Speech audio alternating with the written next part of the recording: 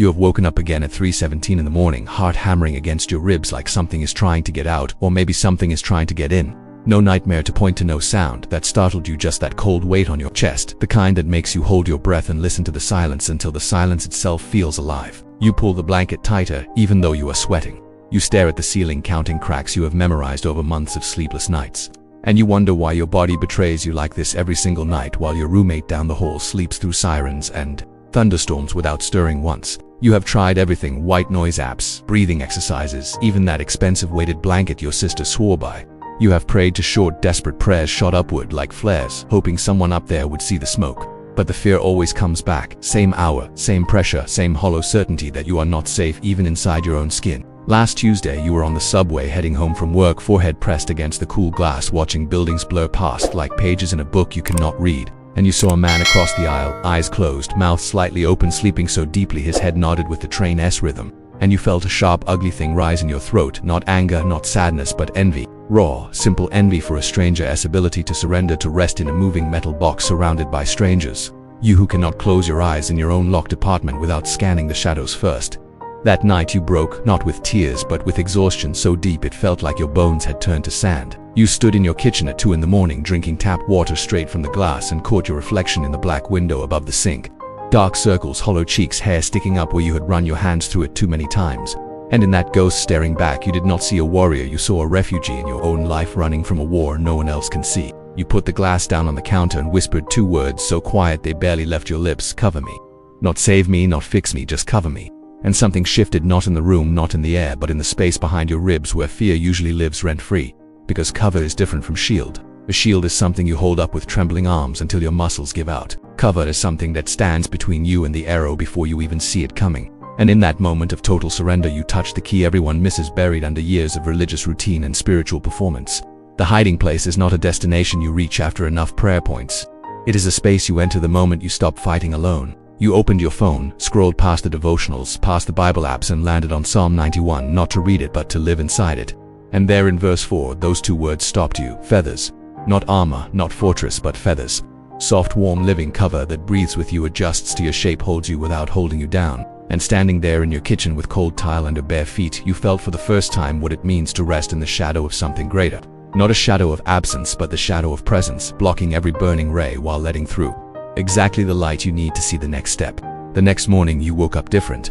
Not with trumpets, not with sudden joy, but with something quieter, heavier almost. Like someone had draped an invisible blanket over your shoulders while you slept. You sat up, looked at the clock, 3:18. Your body braced for the familiar spike, the racing heart, the cold sweat. But it did not come. Just stillness. Not empty stillness, but full stillness, like a room after rain when the air itself feels washed clean. You swung your legs over the side of the bed, feet touching floor without flinching. No glance at the closet door, no scan of the corners, no deep breath before standing up. In the bathroom mirror, the same dark circles, the same tired eyes, but something had shifted behind them. Not courage, not yet, just the absence of dread. And that absence felt more powerful than any victory you had ever imagined. On the subway to work, you sat by the windows, same route, same rattling train. But when you passed under the overpass, that stretch of tunnel where you always felt that ice slide down your spine, nothing happened. No shiver, no tightening in your throat, no urge to close your eyes until it passed. You actually looked out the window into the darkness and saw only darkness, not a threat, not a presence, just absence of light. And you realized with a jolt that absence of light is not the same as presence of evil. You had been conflating the two for years. Later, at your desk between emails, you caught yourself doing something strange. You were not checking the clock, waiting for 11 a.m. The hour anxiety usually hit like clockwork. You were just working, typing, answering messages, breathing without counting breaths. And the strangest part was the fear that crept in, not fear of attack, but fear of this peace being temporary. What if it vanishes tomorrow? What if this is just a fluke, a random night of rest before the war resumes? Because after years of fighting, you almost forget how to live in ceasefire. Your mind starts manufacturing threats just to feel familiar again. Around lunchtime, you remembered a story your grandmother told you once about a monk in the Carpathian Mountains who survived decades behind iron curtains, not with weapons but with one practice. Every dawn he would whisper a single word in ancient tongue, not a prayer, not a demand, just a declaration, habitation. He did not ask God to come down. He announced that he was already living inside God's space. And when soldiers came to his village during the purges, they passed his small stone house 3 times without entering. Not because of locks, not because of luck, but because some spaces carry a weight that violent men instinctively avoid. You sat there chewing your sandwich, thinking about that house, about that monk, about the difference between visiting a holy place and making your home inside it. Everyone recites Psalm 91 like tourists snapping photos at a monument then leaving. No one stays. No one unpacks their bags, lays down their weapons, takes off their shoes and says, "This is where I live now." You realized you had been treating the hiding place like a hotel, a temporary refuge for emergencies only. But the Hebrew word for dwell does not mean visit. It means to pitch your tent, to plant your roots, to leave your suitcase open by the door because you are not leaving anytime soon. That afternoon, walking back from lunch, you passed a woman sitting on a bench feeding pigeons. Her shoulders were relaxed, her hands moved slow and sure. She looked up, caught your eye and smiled, not a performative smile, but the kind that comes from somewhere deep and settled.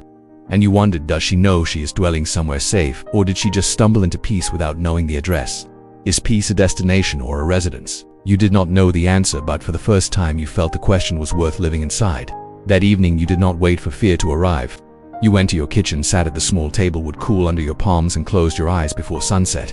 Not to pray, not to fight, just to be. And in that stillness the second question rose, soft but unshakable: what happens when you stop begging for protection and start living inside it? That evening you did not wait for the clock to strike 3. You came to the table early while orange light still bled through the blinds. Hands flat on wood, grain rough under your palms, eyes closed, not in performance but in surrender. And you felt it again, that quiet weight, not of fear but of covering, like a hand resting gently between your shoulder blades. You took one breath, then another, deeper this time. And in that space between inhale and exhale, you heard your own voice whisper, "Let us pray together now." Not as ritual, not as magic words, but as two people sitting in the same room, choosing to speak hope into the gathering dark. And the words began to rise not from memory, but from somewhere deeper, like water finding its way to the surface after years underground. "You who make your home in the shelter of the Most High will rest in the shadow of the Almighty. I will say to the Lord, you are my refuge, my fortress, the one I trust.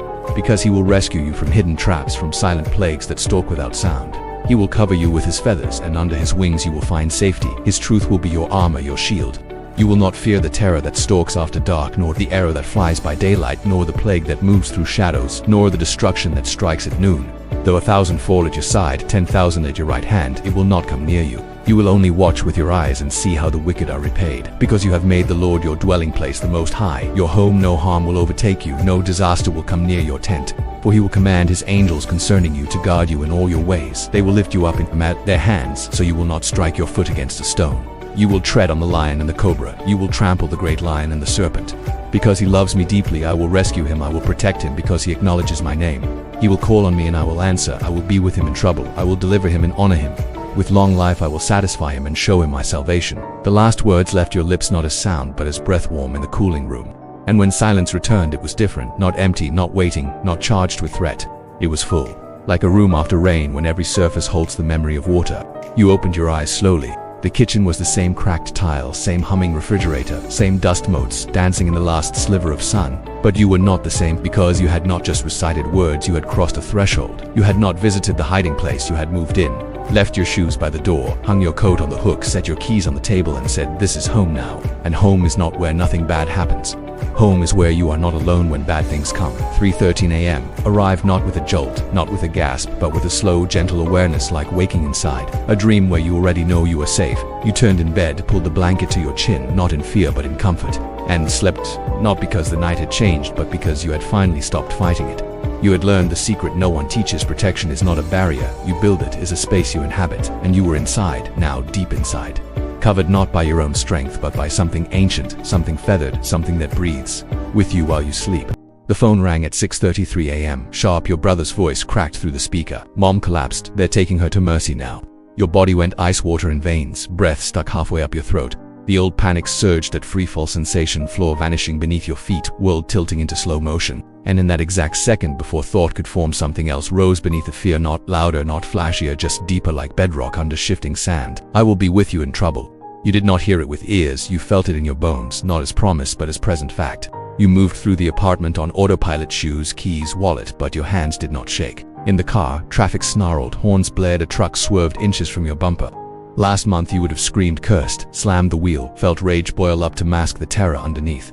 Today you exhaled slowly, turned the wheel steady and whispered, under your breath, 1,000 may fall at my side, 10,000 at my right. Not superstition, not magic, just an anchor dropped deep into waters that could not reach you. Hospital corridors, white sterile smell of antiseptic and dread. Your brother waiting, eyes red raw. He grabbed your arm, sheer stable, but it was close the heart. You sat beside him, plastic chairs, cold through thin fabric. He trembled, you did not. Not because you were stronger, but because you were inhabited. And in that moment you understood the truth. No one preaches protection is not the absence of crisis, it is the presence that transforms crisis into sacred ground. The doctor came. Good news, she will go home tomorrow. But that was not the miracle. The miracle was your hand holding your brother's without trembling. The miracle was your voice saying it will be okay, not as lie but as lived reality. Driving home your brother silent beside you, he turned suddenly and said, "How do you stay so calm in these moments? I always fall apart, but you carry some quiet place inside you where chaos cannot enter." You looked at the road streetlights bleeding into dawn and answered softly, "I do not carry a quiet place inside me. I live inside a quiet place outside me, and that place carries me when my legs give out." You parked the car, sat in silence watching the sky lighten from black to violet to soft gold. And you knew then that dwelling changes everything. It does not stop the phone from ringing at dawn. It does not prevent hearts from failing or hospitals from calling. But it stops those things from breaking you, because you are no longer standing alone in the storm. You are standing inside a shelter that moves with you wherever you go. The shelter is not a building, it is a presence. And presence does not evacuate when danger arrives. Presence stays. Presence holds. Presence breathes with you until the danger passes. That night you would sleep again, not because life became safe, but because you finally learned where home really is. The phone rang at 6:33 a.m. Sharp, your brother's voice cracked through the speaker. Mom collapsed. They're taking her to Mercy now. Your body went ice water in veins, breath stuck halfway up your throat. The old panic surged at freefall sensation, floor vanishing beneath your feet, world tilting into slow motion. And in that exact second, before thought could form, something else rose beneath the fear, not louder, not flashier, just deeper, like bedrock under shifting sand. "I will be with you in trouble." You did not hear it with ears, you felt it in your bones, not as promise but as present fact. You moved through the apartment on autopilot, shoes, keys, wallet, but your hands did not shake. In the car, traffic snarled, horns blared, a truck swerved inches from your bumper. Last month you would have screamed, cursed, slammed the wheel, felt rage boil up to mask the terror underneath. Today you exhaled slowly, turned the wheel steady and whispered, under your breath, 1,000 may fall at my side, 10,000 at my right. Not superstition, not magic, just an anchor dropped deep into waters that could not reach you. Hospital corridors, white sterile smell of antiseptic and dread. Your brother waiting, eyes red raw. He grabbed your arm, sheer stable, but it was close the heart. You sat beside him, plastic chairs, cold through thin fabric. He trembled, you did not. Not because you were stronger, but because you were inhabited. And in that moment you understood the truth. No one preaches protection is not the absence of crisis, it is the presence that transforms crisis into sacred ground. The doctor came. Good news, she will go home tomorrow. But that was not the miracle. The miracle was your hand holding your brother's without trembling. The miracle was your voice saying it will be okay, not as lie but as lived reality. Driving home your brother silent beside you, he turned suddenly and said, "How do you stay so calm in these moments? I always fall apart, but you carry some quiet place inside you where chaos cannot enter." You looked at the road streetlights bleeding into dawn and answered softly, "I do not carry a quiet place inside me. I live inside a quiet place outside me, and that place carries me when my legs give out." You parked the car, sat in silence watching the sky lighten from black to violet to soft gold. And you knew then that dwelling changes everything. It does not stop the phone from ringing at dawn. It does not prevent hearts from failing or hospitals from calling. But it stops those things from breaking you, because you are no longer standing alone in the storm. You are standing inside a shelter that moves with you wherever you go. The shelter is not a building, it is a presence. And presence does not evacuate when danger arrives. Presence stays. Presence holds. Presence breathes with you until the danger passes. That night you would sleep again, not because life became safe, but because you finally learned where home really is.